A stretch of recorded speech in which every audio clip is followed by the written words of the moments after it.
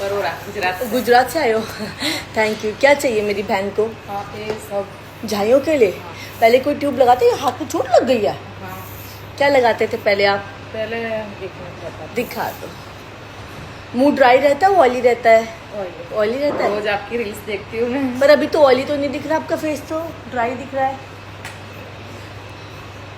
Oily oil आता face पे? नाक पे कभी-कभी ऑयल आता आना? है, हाँ। कभी कभार नहीं, डेली के पूछ रही हूँ। हाँ ये मैंने यूज की थी पर इससे कुछ फर्क नहीं पड़ा। इस बारे में मैं देखती हूँ। खुजली होती है मेरी जानू को? नहीं ऐसा हीट निकलती है फेस से? नहीं।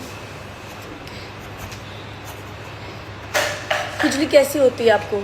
इससे तो खुजली नहीं होती है। नहीं होती? नहीं होती। ठीक है बेटा, मैम के लिए हाइड्रा सीरम और जैपनीज क्रीम दे दे, फेस साफ हो जाएगा।